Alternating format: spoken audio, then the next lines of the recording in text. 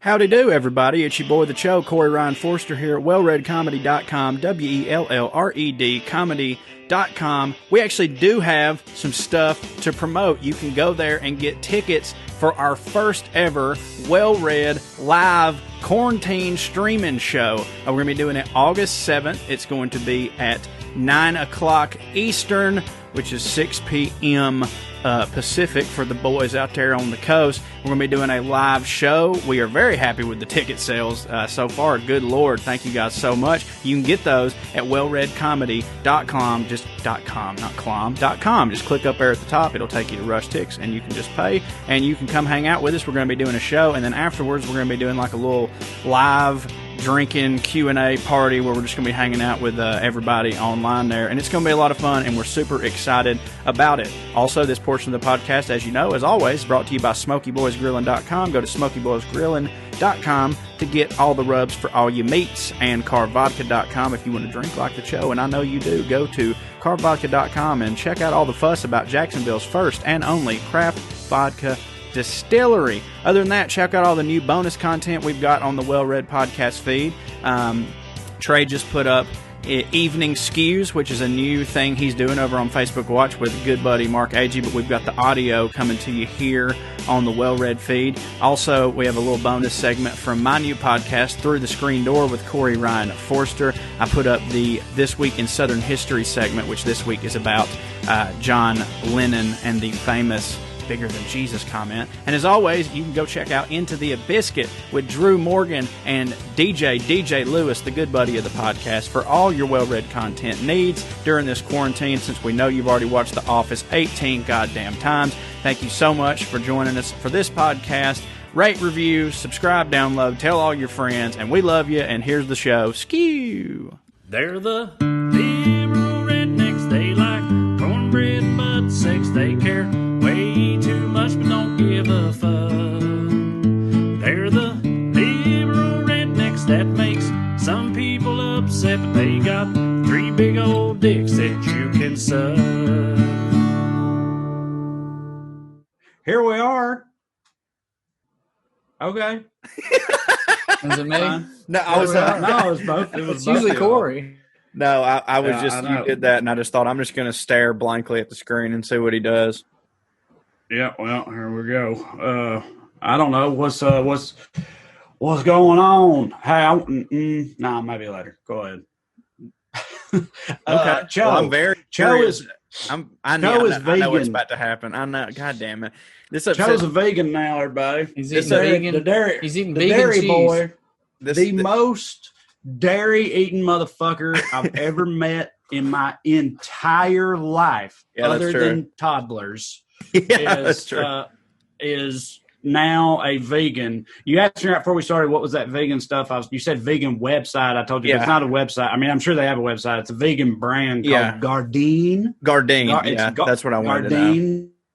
Gardein. Like garden, but with an I before the end. Yeah, but Gardein. gay. I get it. It's for vegans. Yeah, right. I understand. And anyway, it's pretty solid. Katie buys it sometimes, and then I eat it, and it ain't bad. it's But so anyway, why don't you tell everybody what's going on? Well, this is Raven for a couple of reasons. Number one, I was thinking earlier, I was like, you know what? Because like I have no ambition nor like hopes or thoughts of like, oh, I'm gonna be a vegan for even a long while. Like this is just kind of like what I'm doing is just like dairy is something that I needed to get out of my system because like I'm not supposed to have it. Like I'm not I'm lactose intolerant. It hurts me. I eat way too much of it. It's fucking way high in calories. So I was like, I need to give up dairy. And then I was sitting there thinking, I was like, God damn, well, I'll just try. I mean, I'm really not supposed to have too much meat either because of my gout. So I'll just try vegan and then I'll just start reintroducing things into my system. And like, because eggs are coming back for show. There's no way they're not. But it's very Raven that you bring this up because I was thinking 2 days ago when I decided to start this little journey, I was like, I'm going to go vegan, but I'm going to do something that nobody has ever done before. I'm going to go vegan and not like publicly talk about it. And then, as soon as that thought came into my mind, because we'd been talking, I was like, well, there's literally no way that Trey's not going to bring this up on the podcast, if nothing other than just to shit on me. So I may as well get that out of my system. But I don't know, man. Like it's not one of, like it, I know like my whole thing you say, and it's true. It's very true that I do this. I'm a very, I binge on what the fuck ever. Like whether it be alcohol and drugs or whether it be like, oh man, I really just got into the show. I'm watching every single episode today. Right. When I decide on a thing, it is that fucking thing, and I do it to death. But with this, and that decision seems to come out of nowhere, at the drop of a hat, out of nowhere. Like you are either parked or you're 100 miles an hour with anything. Accurate. Like you'll be not even remotely into a given thing, and then in a heartbeat, you decide I'm gonna be into that now. Yeah. And next thing you know, you've like read every book and are like, yeah, and that's the thing. Like I will definitely get all out of veganism that it is possible for me to get because of how I am. But like again, bro, come on. Like I'm not an idiot. Like this is the one thing that I've ever decided, like the one trend or the one whatever that I've ever decided to go into that even I had no delusions about. Like, and I'm the most delusional motherfucker. I literally think I can do anything, accomplish anything. With this shit, I was just like, I think that if I make it a full week, I'll be very proud of myself, and I think I'll feel better, and then we can examine it going forward. But, bruh, eggs, to me, it's just like if I could figure out a way to only eat dairy like the animal that I am every once in a while, and then all the other times that I normally would want it, I could substitute it with a vegan option and be at least sane, that would be good. Do eggs fuck with gout? No, no, I don't think so. You just okay. I'm just, but if I'm going to do it, it made sense. Like the whole like meat and dairy, it all makes sense to me knowing that you have gout. Yeah, right. And honestly, when you first brought it up, I somehow had like not forgotten, but I just didn't think about the dairy. I guess not being in a car with you, watching you guzzle 2 milks and a fucking milkshake, and then go, my belly wrong, Trey. What I do? Once a week, I just like didn't. I was like, man. I didn't say anything. Mark did eventually. Our buddy Mark eventually said something. But my first thought was like, if you're trying to be healthy and feel better, I don't know about eating all this processed vegan mess. But then I remembered you're lactose intolerant. I want to know. It's logical to me. Is it working? I mean, I can't really say anything conclusively because it's only been 2 days, and I don't know how long it takes like other stuff to get out of your system or what. But we talk too much as a group. I felt like this was a week ago. No. I hear you.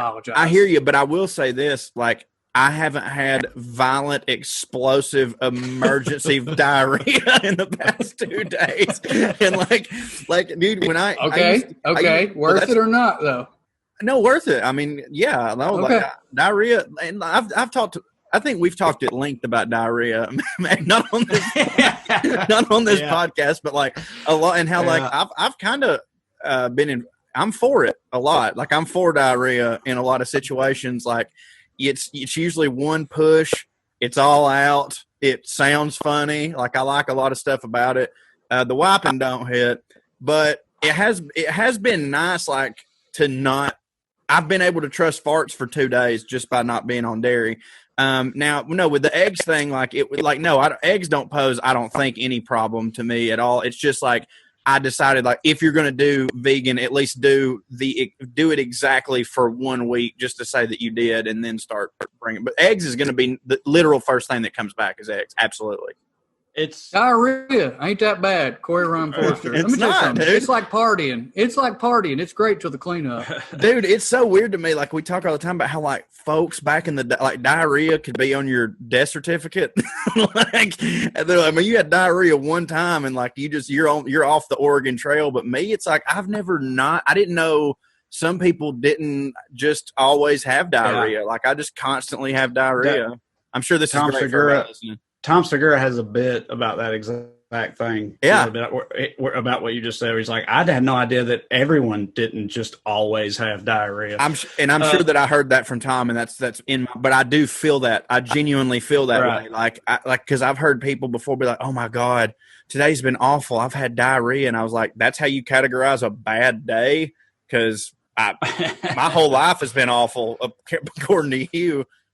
I've never even flirted with the notion of going full on vegan or even really full-time vegetarian, but I have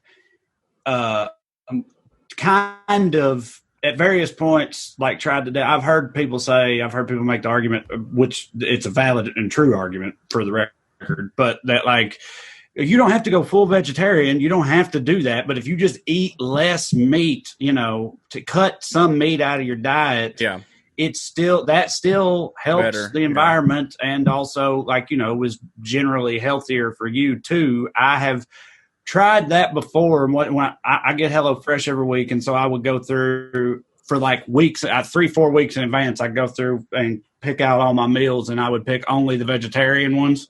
For like 3 weeks in advance, I'll be like, okay, I'm cutting meat, but I might have meat on a sandwich at lunch, but this is dinner, and so I'm cutting back on the meat, and like I never make it. I always regret it immediately. Like I get halfway through the first week, and I'm like, what the fuck was I thinking? Yeah. This sucks. It's like when I used to, I vape now, so it's not fair to say that I quit. But I quit smoking cigarettes. But I smoked cigarettes for years, and I'm sure you've done the same thing, Joe. I can't tell you how many times I would be like, man, fuck these things, and I'd throw out like nearly a full pack of cigarettes or something. For a full pack of cigarettes, just throw them in the trash can, be like, I'm done with them. Yeah, and then. And later that night, or the next day on the lake or whatever, I'll be like, "What the fuck, dude? What were you thinking? You're not a man." That's pretty much how it goes. Like you're not a man. Right. You're not going to dedicate yourself to anything. What the fuck is your problem? No. Yeah, dude. Right. So many times that happened. The only time that it stuck before I actually quit was I threw away a pack in New York. And I stuck with it for 4 months just because the pack that I threw away was $18. And I was like, well, I better make that shit worth it. It was a hit. I was just going to do it a bit, and then I didn't mean to step on your toes. There was a delay, Corey. I was going to say I've tried that with Rage. Just make it like half a day without screaming at the sky. Yeah. I was going to ask you something, Trey. But, I had a theory, like a little theory on it. It's because you're a dad and all that. But, like, maybe it's just like that's your thing. I mean, you drink and you do vape, but, like, you got to have something that's killing. Everybody, in my opinion, has to have something that's killing them. Absolutely. Yeah. I don't know. I mean, I said those arguments that people make are valid and true. I'm not going to argue with a vegan or whatever about the things that they're saying. Right, I know. Nobody. I don't want to live. Days. Right. They don't have the energy. But no. I mean, I generally agree with most of it. I just then don't like live by any of it. I'm like a Christian in that way. Yeah, no, it's your religion. Meat is my religion. I haven't had anything but 2 cans of tuna, and we got fish tacos once in the last probably 5 to 7 days. And I do that kind of thing often, where I'm like, Andy's not really eating meat. I won't eat any meat, and then if I want meat, I'll have a can of tuna on standby or some frozen shrimp in the freezer. And I've been doing that. But today I just saw these 2 steaks I had that I didn't cook at the 4th of July. I just saw them in the freezer, and without even thinking, I was like, put them in the fridge. Like, didn't, you know what I mean? Like, not like with a habit or whatever. Until right now, I just realized, I'm going to eat red meat even though I had told myself I wasn't going to. How much you want to bet that Thompson has already paused this podcast and texted our group? He's going to hear this and be like, God damn it, I did. I guarantee you he has paused and it's already, and not just paused to be like, Cho, what the fuck, you're vegan. My man's has written a fucking declaration on text about this shit, and I can't wait to hear it. Yeah, it don't hit for him that you're vegan, and it don't hit for him that we've talked about it for this amount of time. And it's not like he'll be like, the diarrhea part, that kind of hit, but what the fuck was the rest of that bullshit, y'all? Nobody want to hear about that. Go back to donkeys and stuff. I've been thinking about donkey basketball pretty much every day. Well, in terms of basketball, the NBA, the great NBA experiment is ongoing. Are we about to talk about Lou Williams? Of course we are. I was good. Yeah, It's that's got what it all. getting into. Strippers, Or- chicken wings, basketball. Goddamn, let's get into it. All Well, right. I told Andy this story, and she couldn't give a shit less about basketball or me and the things I have to say, and it murdered her. So I It's think this is a hilarious. good topic. Well, I mean, yeah, I was just going to kind of throw it to y'all, just bring it up and throw it to y'all, but just as a very brief preamble, because I know a lot of our fans are not into sports whatsoever. The NBA obviously has been shut down just like everything else for a long time, and they instituted this plan where they all have to go to a bubble. They have to like live in a bubble basically for a shorter amount of time, and they're going to cram all of their games and the whole rest of their season into this amount of time and quarantine and lock down everybody during that time to get through it. Much better plan than the NFL's, which seems to be like, Fuck it. We'll just see what happens. Same one they got with concussions. Yeah, I don't know, a mask. Right. So, and then that just recently started up, like it officially started. All right. And not that long into it, the Los Angeles Clippers are a major contender right now, and one of their best players, Lou Williams, pretty immediately broke the quarantine, left the bubble, ostensibly to go to a funeral, I think was the story. But then, he went to a funeral, and then immediately after that was like outed on Instagram by a rapper who I do want to circle back to because I think that part of it's funny as well. Outed on Instagram by a rapper for being at a strip club. Magic City. Magic City, where he has wings named after him. So he is a pretty serious patron of that establishment. Let's give this some context. Right. We glossed over the NBA's continuing their season in a bubble in Florida. Now, I would not ask anyone listening to feel any sympathy for these millionaires and billionaires, but I want you to think about all the life-changing, life-altering decisions that were made and the amount of money on the line. An entire company has decided to live together 24/7 for months. Now, again, they're going to have chefs and all that shit. I understand that. But still, they've decided to do that. Billionaires have billions of dollars on the line. Right. This is a huge fucking deal. Oh, yeah.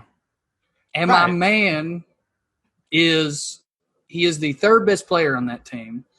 But I would argue he's the second most important. And I don't want to get too much into the sports because I know a lot of people don't care. But this is a big – it's not just a nobody. This team has a really good chance of winning it all. And he is their second most important player, in my opinion, because he comes off the bench. He's won Sixth Man of the Year like 7 times. He's a fucking perennial all-star. Right. And it's unbelievable. This is crazy. Honestly, right. Everything about it makes it worse for him because of all the shit that you said. They are a contender, but also like he has the potential by doing something like this to literally shut the whole thing down. And all of those billions of dollars are gone because of one dude going to a titty bar. And also, for the record, Lou Williams is 33, okay? Yeah. I feel like that's also a little important. That is of note. I have a skewed viewpoint on it because I've been married with kids since I was 25. I'm 34. I know not all 33-year-olds are created equal. I get that. But still, he's a seasoned vet. He's not a rookie who just got his first big game check. You know what I mean? It ain't like that. He's been making money like this for long enough to have his own wins. I was about to say, I'll defend him from the CHO point of view, and then Drew, you can defend him correctly. So from a CHO point of view, I'm going to have to defend this guy. And honest to God, Trey, I think what you just said about him being 33 actually works in my argument's favor. And I say that because that means that he has hit longer and grown accustomed to hitting at that level for a while. These dudes, don't get me wrong, they love playing basketball. You have to love playing basketball to get that good at it, right? But when you play in the NBA at a certain point, you can say, I play to win. I play to win the game. I want to win that. Man, most dudes, if you really ask them, like, here's why I want to play in the NBA. Here's why I work my ass off every day. It's because I want to eat as many chicken wings as I can, have them named after me, and see asses clap whenever I want to on the reg with Jack Harlow in fucking Atlanta. And then when you take that away and just say, hey, guys, by the way, now you just have to play basketball and you have to hang out with just all of the rest of everybody, you're going to be like, well, fuck that. I'm going to – maybe my grandma will die and I can fucking leave. You know what I'm saying? Like, it's stupid, but, like, I get it. Like, I don't know, man. It's hard to walk away from that is all I'm saying. Also, on the note of the wings being tasty, I said I'm sure they got good chefs or whatever. I've seen some of the pictures of the food. It's not anything that anyone who's like eating fucking rice and beans would turn their nose up at. But I'm sure my man missed it. But here's my best version of the story in actuality. He did go to a funeral. The guy's name was Pop Williams. I'm not sure. But I think there's some accusations thrown around that he pretended to be related to the guy because they have the same last name, but he's not. Not my cousin, man. That is my favorite thing. That is one of my top 4. Redneck. I shouldn't say my favorite. That's what I was going to say. It's one of my top 4 things rednecks and black folk have in common is everybody's our cousin. Right, dude, it's so true, man. That's such and a it often is thing. True by marriage. Absolutely. Right. Of course it is. No, we very much at least think it a lot of times. So that's on the Kings of Comedy. Cedric the Entertainer had a bit about that, and that's where he talking about Tiger. He's like talking about Tiger Woods. He's like Tiger, my cousin. I can say something. Tiger, my cousin. Yeah. But anecdotally, I went to at my school we had black kids in our redneck school, and their last name, not all of them.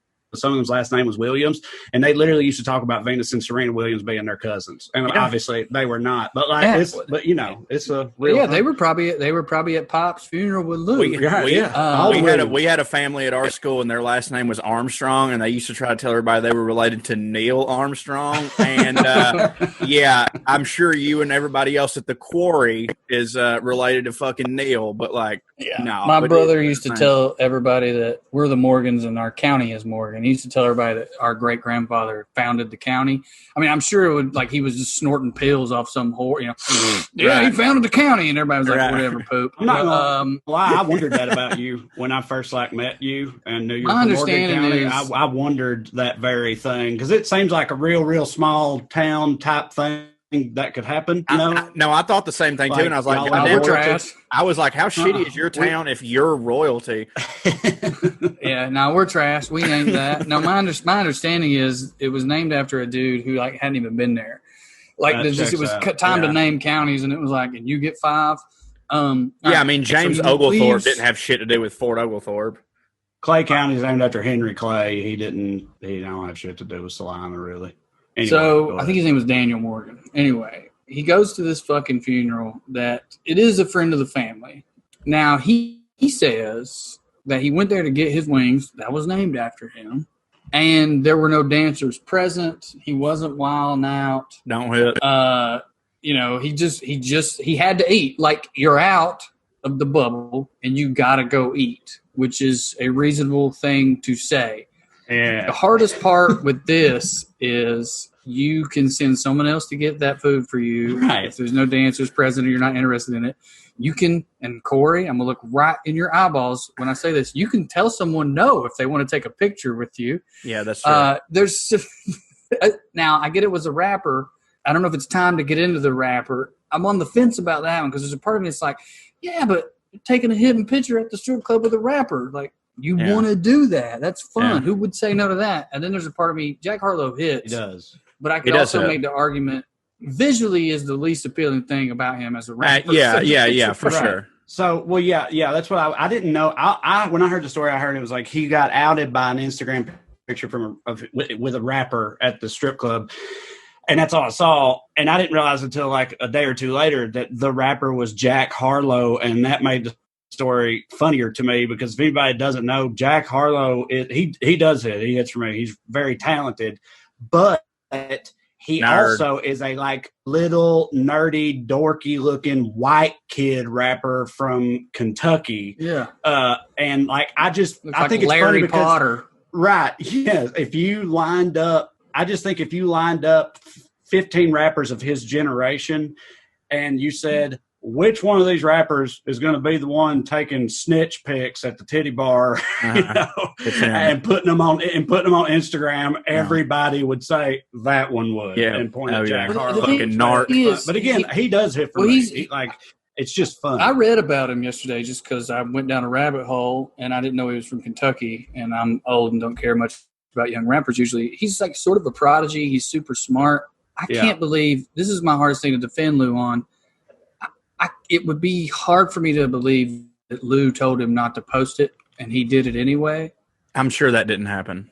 Why didn't he tell him not to post it? Because, dude, he wasn't giving a fuck. I was about to say, taking the picture was dumb enough. Like, he wasn't thinking. He's clearly retconning all of this. That would make you careful. That story, no, I'm saying he's like only retroactively trying to damage control it. In the moment, I don't think he gave a fuck about, or I don't think he'd have been there. And like the whole, I was just going for the wings, which by the way, if you Google it right now, one of the top headlines from the New York Post, the headline is Johnny Manziel vouches for strip club wings that landed Lou Williams in quarantine. Such a hilariously shitty headline. Like they did that on purpose. Yeah, of course. Right. Yeah, of course they did. Right.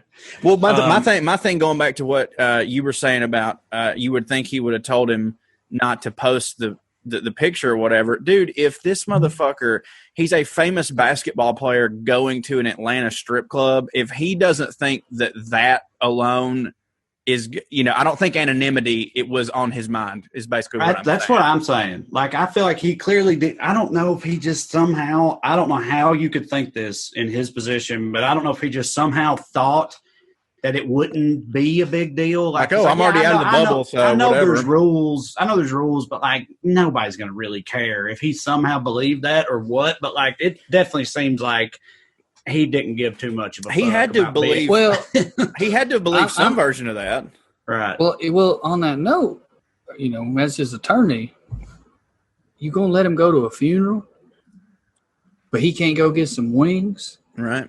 I understand the look of it. It's a strip club, and I'm not trying to say that they shouldn't be allowed to go to funerals, but like, funerals is full of people squalling, hugging, snotting, like. They do snot.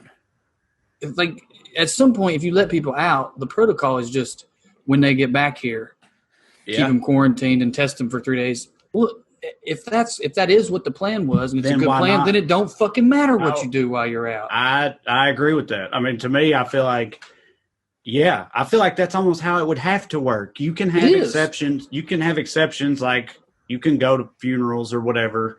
But no matter what you're doing, no matter how justified it is, irregardless, when you come back, you got to go through the quarantine procedure and all that before you can rejoin us. And like you just said, I agree completely with that. If that's how you're going to treat it no matter what, then like who gives a fuck what else they do outside of just general like personal responsibility, optics type shit, you know what I mean? Well, the team that apply to basically any public figure, like, you really shouldn't be doing that, like just because. But as far as like a grander problem because of the state of the league and all that type of shit, I mean, I kind of feel like why does it matter more? Well, to the team it matters because he's good, and it's like. Yeah, we are going to quarantine you when you get back and make sure you don't have it. But if it turns out that you do, then we have to send you home. Mm-hmm. And then I guess I could entertain an argument on behalf of the NBA of going, well, yeah, we let you out, but we want you minimizing your risks, not just because of the bubble, but because you're one of our stars. Right. Yeah. So all the things we were just saying in his defense apply to. He's probably not going to ruin this whole bubble for everybody because they're going to catch it if he gets it. But it is going to fuck with his and the team's money. And in some ways, people are still going to watch the damn games, Let me tell you something. If it was LeBron James or Kawhi Leonard or Kevin Durant, though, it wouldn't just be, we're going to quarantine them when they get back so we won't ruin it for everybody. It'll also be, but if they can't play, right, less eyes are watching these games. Oh, 100%. Dude, yeah, for sure. I Honest to God, for me, this is it. Because me and you talk about it all the time. I don't watch a lot of basketball until it gets into the playoffs. This scandal right here has actually made me want to watch the Clippers play. It's good for the league. It's kind of been the opposite because while I'm staying at home and having nothing to do, I'm interested in this. And here's the deal: the best part of staying at home. Well, Adam and Eve says that it's playing at home.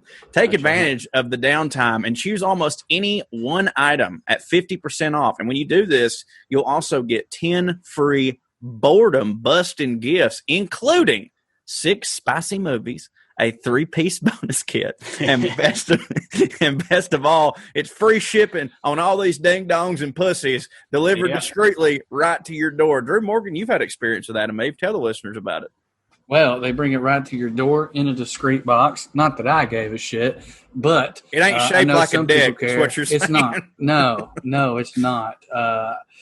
Just remember to use the code WellRED. That's what I did. I used WellRED at checkout, and I got my free shipping. And they sent me the 6 spicy movies. I'm gonna be honest, I didn't give a fuck about that. But that 3-piece bonus kit, I got into it. There was a couple things in there that I didn't even know I wanted. I mean, imagine that. Imagine you go shopping at a place for something you want. You look through all their products. You say, "This is what I like. This possum-shaped butt plug. I want it." Yeah. You order that, and then something shows up at your door. You didn't even know you liked it. Boom! How crazy is that? No, I agree. Like I too have always felt like, okay, as far as me and my dick go, I think I got it figured out. But Adam and Eve's got some stuff I've seen where I was just like, well, I'll be goddamn. All right, we're going to have to give that a go. That is spicy. Mm-hmm. Yep. Also, I just love the idea of any one of our fans who deserve a great sex life typing in our podcast name on our fucking sex toy store website. I know, if nothing else, just do it for me. Did you ever dream, like when we were kids, if someone had told you this every fucking day, wouldn't they have needed to go to jail? Anyways, go to go to adamandeve.com and use the promo code WellRED. That's WellRED.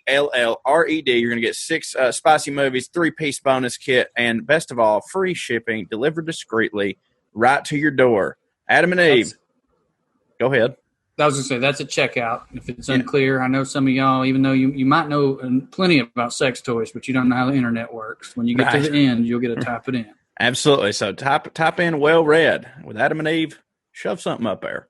Yeah. Anyways, back to the show. So, all right. Actually, it's a good place to end to. At the top of the right, and kind of on that note, at the top of the show, I almost said something and then thought better of it. And y'all were like, well, I wonder what that was. Well, I'm going to say it now. I just didn't know if it was a good opener or not, but it fits in pretty well right here as well as anywhere.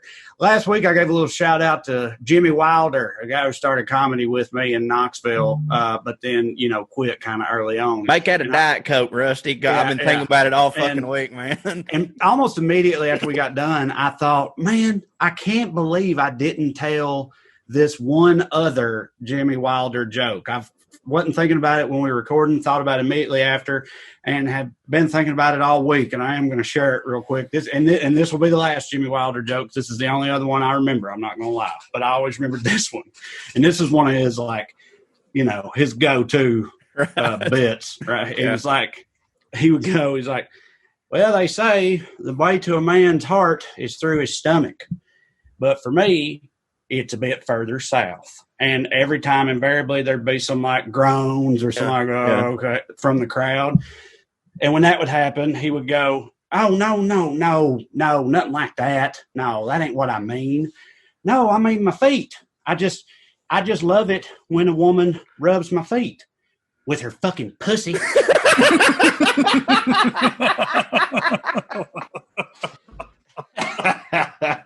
That is misdirection at its finest. The twists and turns. He almost said pussy 3 times before he said pussy. That's great. It's a good payoff. I have a question for y'all. I posted this on Twitter. I don't know. This might get us somewhere. What is a band that you're into where it's not embarrassing because they're bad, but it's so on the nose? I said when I posed the question, mine's The National. If anyone knows more than 4 things about me, if then they learn that I'm into The National, they're like, yeah, I knew that already. Right. Well, for me being a CHO, and I know we talked about this on several podcasts ago. I think we were in Canada. I'm a huge Jimmy Buffett fan, but since we've already discussed that, I think one that most people will be like, yeah, that's ridiculous and checks out is like, I listen to Bare Naked Ladies a lot, like a shit. Like they're one of my favorite bands of all time. I hate it that the original lineup's not there. Like it's the only part of the Big Bang Theory that I like is the theme song. Like I fucking came for the sweet name, stayed for the sweet tunes. Exactly. Like I love Bare Naked Ladies, and they're a silly fucking fun band. So that's probably mine. Well, I mean, I appreciate you wanting to tell a new one, but yours is definitely being a fucking parrot head. Of course, yeah, it's Jimmy, but yeah, for sure. I remember I learned that and was shocked for half a second. I was like, oh no, that's drinking and listening to Good Island. That's fucking. He is a boat. Look at him. Yeah. And also, Jimmy Buffett's one of the greatest songwriters of all time. So absolutely. So I can think of two possible answers. There's probably maybe a better one than either one of these. First of all, I just want to say I also fucking love The National. The National is one of my top 5 bands. I know what Trey's is. I know what Trey's is from my perspective. But The National maybe checks out a little less. I mean, I know. Yeah, I know. I agree. Bag of shit you are, but right, but yes, but not. I know what you mean, and I'm not disputing that. I do think it's more Raven at face value for you to like The National than it is for me, but I do love them. The two that came to my mind are Explosions in the Sky. Boom. That was it. Boom. And movie scores. Like, dude, that's exactly why I was like, this is why, because I can't tell you how many times me and you have been drunk, and you've you've tried so hard to be like, see, here's what you don't understand. I don't need the words to connect to something emotionally. If something's good, man, I can get there. there. See, I can get there. Yeah, and that's one of those things where if you had recorded that and put it out, our fans would have liked it, but no one would have been like, this surprises me. They'd all been like, yeah, that's true. Right, yes, right. It's Raven and me because they're both like pretentious and Explosions. But they do hit. Explosions in the Sky has the added layer of being like they're from Texas. They're like associated with like Friday Night Lights and football shit. Like they've got a bit of a Southern aspect to them, if you know anything about them. But, I don't think anybody thinks that about you at all. All right. So, but CHO, here's what you want me to actually just. I want you to get a little rhapsodic about this genre for a minute. Give us your broken elevator pitch. What it really is, it is a version of what you said, but really it's that. I've always loved words and consider myself a wordsmith, and I'm very verbose and I talk a lot and I love words and I like writing and I like talking about language and how words work. Normally that goes for music too. Most of my favorite musicians are like songwriters, really good rappers who are good lyricists. Like normally I'm a lyrics person, but with certain instrumental songs and with Explosions in the Sky in particular, and they were my entree into this discovery. I found like some instrumental music that could make me feel with no words at all, which I would have previously not thought possible for me because I'm such a words guy. And so, don't really have any depth. Right. Having that experience just made me really, really appreciate those motherfuckers. Sure. Yeah, if there was anybody that didn't get it, they would after that fucking paragraph. I'm saying. Well, do you guys, I mean, I'm sure you do. I know you do. I also get this anytime I'm not in the South with any, like, people in the North find out I'm a Waylon Jennings or a Johnny Cash fan. They're like, "Oh, of course you are." Right. It's like that's just like their own reason. The National is with the National. When people go, "Oh, of course you are," it's like, what do you mean by that? But it's like I know what they mean by that. Yeah, no, I know what. I mean, I feel like we all share a lot of the other ones that are Raven to most people. Right. What you just said. Yeah, because they fucking hit. Drive-by truckers, Jason Isbell, Sturgill Simpson, Tyler Childers. You're literally just naming undeniable fucking hitters. I know. The National's undeniable. All these bands are undeniable. It doesn't have to be a bad band. It's just more of like it's so on the nose for me to be crying at this concert right now. Oh, dude, speaking of crying, man. Adam and Eve. No. The other night I did a thing that I don't know if we've talked about on the podcast before, and maybe I'm the only one in here that does it on purpose. But like, do y'all ever like you're alone, like you're alone, nobody else is at the house. Yes is my answer. And you're just like, I need to weep. I need to fucking just go through the motions. I need to be raw. And I went out and I threw on some fucking like Guy Clark and shit and just cried in my driveway for like, well, like the initial I need to cry probably lasted like 10 minutes, but then I just like opened the floodgates and then I just ended up being sad for 5 hours and I think texting y'all through a lot of it. Yeah, I'm tempted to take this in a very unexpected direction. The first thing I thought of was that, do you remember when me and you drunkenly went back and revisited Dane Cook's one of Dane Cook's stand-up specials? I tried my best. He has a 10 to 12 minute bid on one of his biggest specials. I think it was Vicious Cycle, maybe one of the biggest ones. And he has a 10 to 12 minute bit on there about exactly what you just were talking about how sometimes you just need to cry and crying deeply and you just start fucking sobbing. I tried my best. And me and you were watching that all high and drunk and shit. And we were just like, man, people need to shut the fuck up about Dane Cook. This is real shit right here. It is, man. This That's is some deep fucking heavy, deep, dark shit he's doing right here, man. And people need leave Dane alone. Dude, that whole, like, if we're going to do this. Would it be so funny if he, like, stole it from a comedian who committed suicide? There it is. But, yeah, if we're going to do this, let's do it. But, yeah, like, when we watched that special, I felt that way about, like, so many of his goddamn jokes that, like, when I was in high school and I listened to him, it's like, and that was his brilliance, was that if you were in high school and you'd never experienced what he was talking about, he was still very high energy, moving around the stage, had a bunch of, crazy little words and head movements. And he was very animated to where, like, it didn't matter. Like, this is just, and I'm not saying, first off, I'm not saying that, I'm not comparing him to Robin Williams, but that quality of, like, you could put this on mute and I'd still be like, he's doing something funny right here. Like, something funny's happening. He had that. And then when you get older and you watch it, you're like, oh shit, he was not just a funny animated dude. This motherfucker is real. Like, I get this. Like, there was that one. There was the one where him and his fucking girlfriend have the fight about so funny. He's talking like, you're just like your dad. And he's like, you don't know. You're not half the man my dad was. God damn it. And it starts with him. He says, my father's a brilliant man. My father's a brilliant man.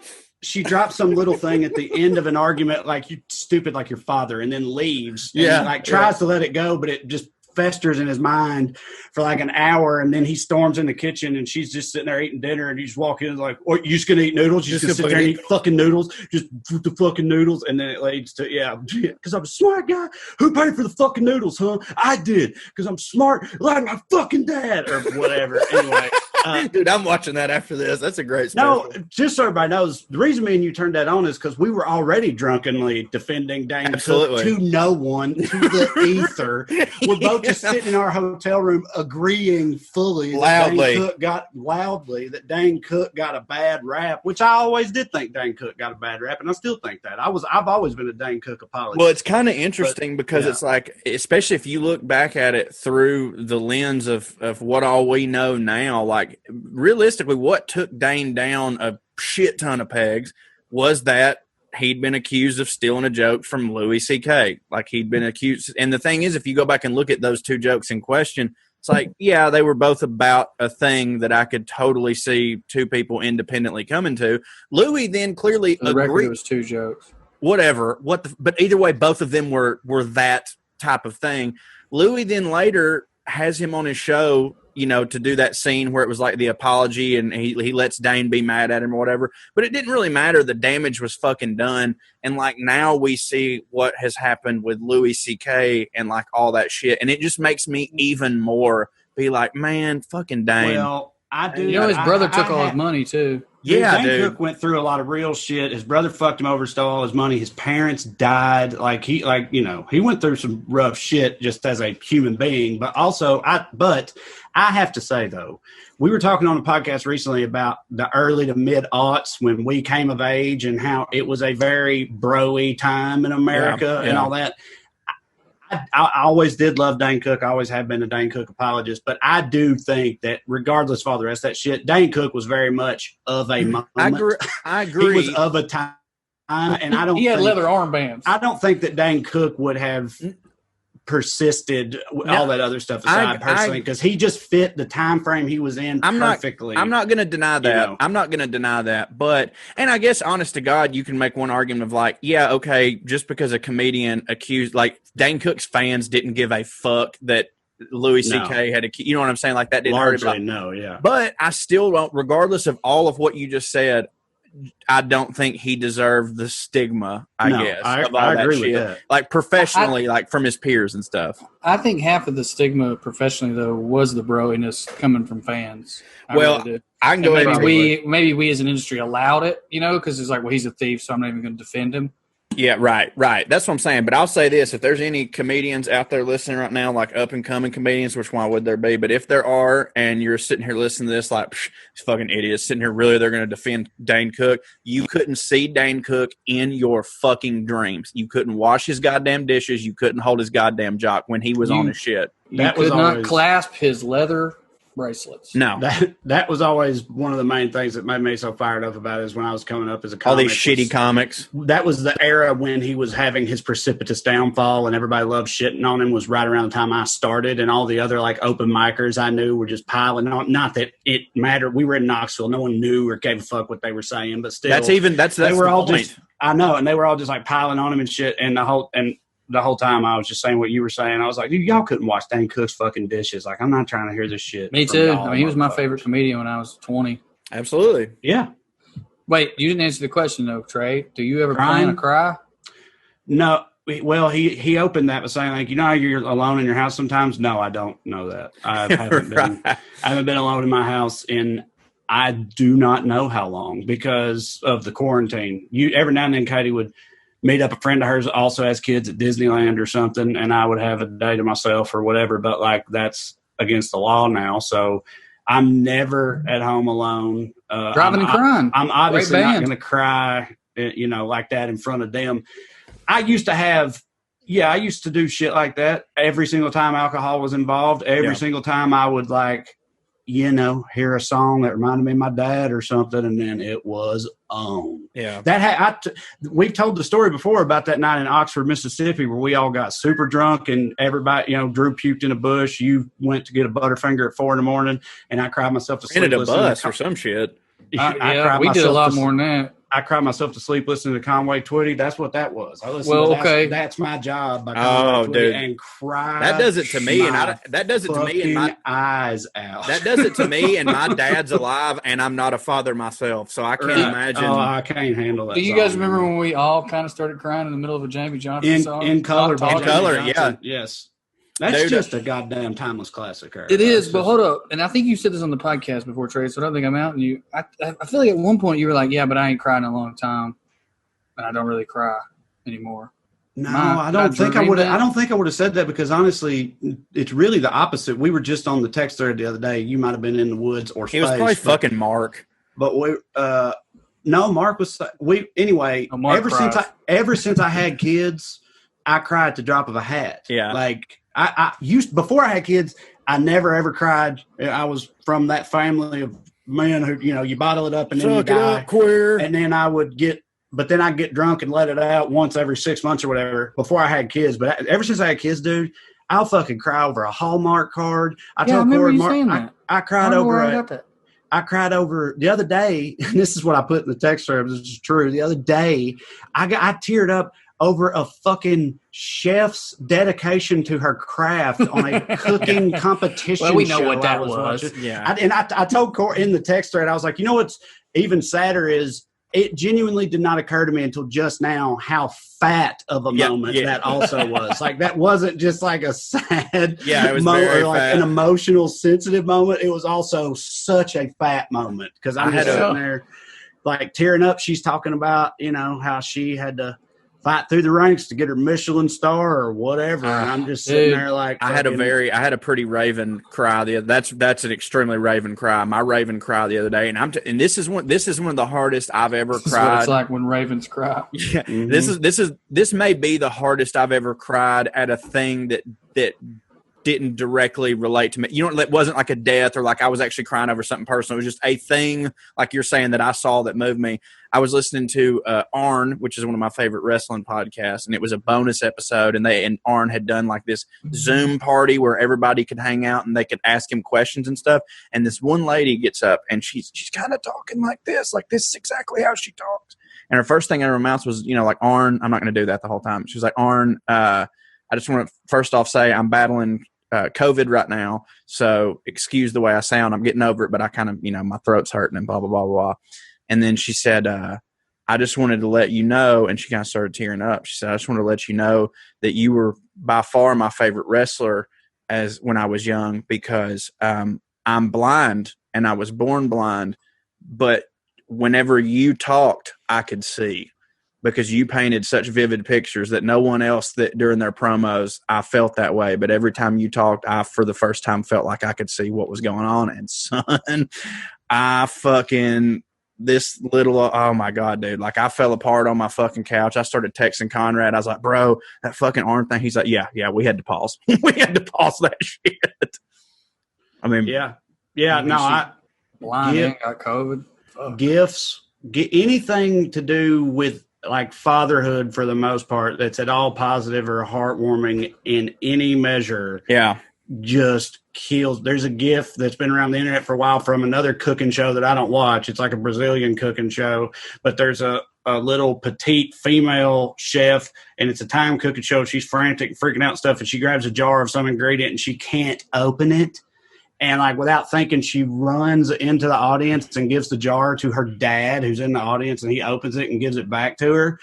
And the top comment on it was something like, that man was getting that jar open if he had to rip his goddamn arm off at the socket or something like that. And all that combined, just I couldn't handle it. Was that on Reddit? Sat on the toilet crying. Was that on Reddit? I'm so surprised that the top comment was that wholesome about that. Like, I can't believe it wasn't. It's like, of course that bitch couldn't get that goddamn jar open. I'm sure there was some of that on there too. Reddit is like the worst place on earth. Yeah, and the best. Or the best. It's the most internet the internet is. Yes, absolutely. It is peak internet. Well, I'm sure a lot of people would say that's like 4chan or one of those fucking places, but Reddit no, because that has nothing good. 4chan has almost nothing right. good. I feel it's too much shitty internet. Reddit has the best. It's a good balance. Internet in equal measure. Yeah, I agree. Yeah. I wanted probably like with the National. I don't even need to say it, but I stay crying. Guaranteed. The most. Picking one song, the most like Raven sounding specific song I can give you that I love is the score from the Darren Aronofsky film, The Fountain. God, listen to you. Entitled Together. Answer the question we didn't ask just so he could talk about Darren Aronofsky. Entitled Together We Will Live Forever by Clint Mansell. And it is every single word in that. I know. Like the ingredients list on fucking nut butter. I know, buddy. That's why I thought about it about that specific one, and I was like, that's too good to not, because we're talking about ravenry here. What the most raven shit you're into, and I was like, I gotta throw that one out there because it's like the pinnacle. Well, speaking of songs, I wanted to say, Corey, you love Guy Clark. Love. There's a song that I just thought was Guy Clark. Andy learned it, and she's been playing it. Do you know the song Blues Run the Game? Simon and Garfunkel did it, but they didn't write it. The Jackson C. Frank version is, in my opinion, better, and he's who wrote it. You got to look it up, man. I think it's better than Dublin Blues. Well, and obviously I haven't heard it. So what I'm saying there. But right. Well, Simon and Garfunkel did not cover many songs. No, of course not. So, I guess I'll start off my next sad with that. Mm-hmm. That's good. I know we'll wrap it up with this. I wanted to get into this on the NBA earlier, but we got sidetracked by dick and butt talk and stuff, which is. But do y'all think? I was going to phrase this as, do you think this will like make the South care? I think we briefly brought this up before. Nope. But I don't think that. Right, I kind of feel like that is ship it Dunklins? sailed. So no. Mitch what McConnell? effect? what effect, if any, do you think it will have on people back home where COVID is concerned, if and when all football goes away completely this It'll fall? make them angrier. Right. They'll be even further down the conspiracy rabbit hole. But you're probably right. But like, how specifically? What's that going to look like? It'll They're look going to like say that they've kowtowed. They already do. Dude, they kicked Colin Kaepernick out of the league, and people where I'm from still won't watch the NFL because they let him kneel before they kicked him out. They also are going to try to say that it was, the NFL and the NCAA finally buckled to liberal pressure or whatever. And the only reason that they did this is because they wanted this was a way to get Trump's base away from him, because they know how much they love football. And if they can somehow try to pin all of this on Trump and it all finally comes to a head with, well, God damn it, if we can't watch college football, then that's the last fucking straw. They're absolutely going to try to spin it like that, in my opinion. You're saying finally buckled. I'm saying they already think the NFL is buckled. They already think that because Colin Kaepernick. They think everybody has. Yeah. Exactly. The second that you say, literally the second that you say something if you just go, hey, I think black people are all right, they'll be like, they got to him. Look at it. They got to him. Like, it's the craziest fucking, but it works. They're that little game that they play where no matter what happens, if it's good, we did it, and if it's bad, well, they made us do it. Or There's a dude running in Tennessee for state senator, and his literal whole campaign, at least from the videos I've seen, it's kind of like gone viral, for a bad reason. Right. His whole campaign is, are you tired of people crumbling because when they get accused of being racist? Are you tired of these spineless other Republicans who won't double down on their racism? Right. Are you mad at people for apologizing for wrongdoings? Yeah. Yeah, no, I'm sure y'all are right. I'm certain. I don't know what I even think the possible alternative to that answer would be. I just thought I'd bring it up because, because I'm a mega fan where football is concerned. I like watching all sports, but football, I'm like pretty stereotypically small town redneck in that way, because it's like a huge portion of my life in the fall revolves around to a degree to which I'm embarrassed by now as an adult man with a wife and kids and a career and stuff. Dude, I get upset at myself for how much I allow the outcome of fucking football games to affect my mental health and shit. But I figured there's been so many times on tour where all three of us, because we toured during the fall, that's a big time for us touring. There have been so many times that because of that, it's affected us being able to watch games and stuff. And we've had sincere, where right afterwards we're like, well, wouldn't that be stupid? But sincere talks were like, man, I just wish we didn't have a goddamn career.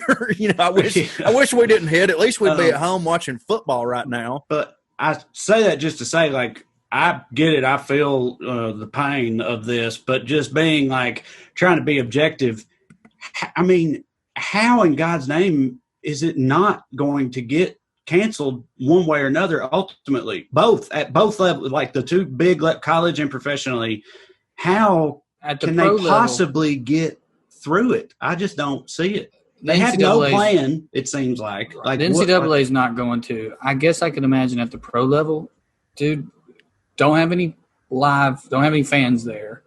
But to keep your television, dude, it's not like they've ever shown us that they give a single fuck about their players. And sincerely, and it's been written about a lot, the CBA and the players' contract in the NBA, way more powerful, way bigger deal than the players' union in the NFL. I could just see them being like, we're doing it. Sorry, guys. As long as that's what they seem to be saying right now, and that don't surprise me either at all. But I feel DJ's having to work at the Dollar General. I know. I feel like it's less about the players personally, and when one of them the coaches are huge. Even then, if it's a player, even if Patrick Mahomes gets it, and hell, they would, if he's asymptomatic, they'd probably try to sweep it under the rug and play him anyway. But if he gets it and it comes out and he's knocked out, that obviously will be a colossal deal. I think multiple players could get it, and they'll have to get it, and they'll just keep going. But there's so many, like, coaches are really, they're like super high profile and a very big deal in football too. And so many of them are old and a lot of them are fat and like they're old and dumb. And dumb. No, they do like, they're not dumb either. How the fuck is that going to work? Like, if they at least if they sequestered the coaches completely somehow, and they only quarantined, I don't know. I agree with you. They don't give a fuck about their players, but the coaches, though, I just don't know. Why would they give a fuck about the coaches? And also, you got to understand the players. Dude, pardon me for saying toxic masculinity, but I'll remind you of your goddamn Darren Aronofsky fucking earlier. That culture is very. I mean, dude. Yeah. They're having talks right now. I'll fucking play right now. I'll play on a goddamn metal field, and that's their mentality. And a lot of those coaches have that same mentality. Bill Belichick is not dumb, but I don't think. Even if he is afraid of this disease, I don't think he would allow himself to admit it. I agree with that, but the reason I still think it's different is because I think, and not universally, but by and large, probably any NFL player who does get it, even if they're not asymptomatic, they probably will be okay, pretty much okay. But Bob Wiley's fat ass is going to die. Right, but a coach, though, it ain't like that. Even if they do have the mentality of like, no, I'm fine, suck it up, I'll be all right. That don't mean they won't fucking die or get put on a ventilator or something. And if that happens, how do they not shut it down? They'll okay, that's a different question. If somebody dies, they'll shut it down. Honestly, if a major profile athlete or coach gets hospitalized, they'll shut it down. Yeah. But I still think they're going to try. They're definitely going to try. It's clear they're going to try. I'm just saying because they'll make half their revenue for half the season. And that's where I get back to, like, I know they care, but they don't really care. Dude, no way. I don't see them getting halfway into the season. No, because someone will catch it immediately. Look what's already happened. Have already caught it. Hold on. They won't shut down until somebody's in trouble in a way that they can't sweep under the rug. Well, look what has just happened with, I mean, Lou Williams, they don't, they haven't, like, he doesn't have it or nothing, but, like, just how easily it was to break the bubble and all this bullshit in NBA almost immediately. And then in baseball, the fucking Marlins, they just found out like 4 or 5 people on their team just tested positive for it. And so they've got them out and they're quarantining them. But the Marlins are they just played the Braves. They like literally just played the Braves right when they found out it was happening. And then the Braves are playing the Rays tonight. So like if any of those dudes got it, like it's like we literally just started the two sports. It's like, all right, we're going to give this a go. And it's just been immediate ravenry like you figured it was going to be. Right. And the NFL's not going to be any goddamn different at it's all. Probably going to be worse. And because they're way more, and they're also way more contact. Like it's way more of a contact sport. Like I'm not saying NBA and MLB, those people don't ever touch, but like I could see an outfielder hypothetically being asymptomatic and having it, not giving it to anybody, possibly. But like in NFL, dude, your sweat becomes the other man's sweat very quickly during a game. It's almost as goddamn if right, brother. Existence is a nightmare when we have no leadership. Yeah, don't hit. Nope. All right. Well, that's it. That's it. All right. See y'all next time. All right. Come to our show. Yeah, you don't even have to come. Come to your computer the night of our show. Come at your computer right before or during the show. You can be naked. Show me. It don't matter. In your bedroom, in your den, outside on your porch. When naked, is our show? August 7th. Banana suit. It don't matter. You can do whatever you want. Don't wear a fucking banana suit.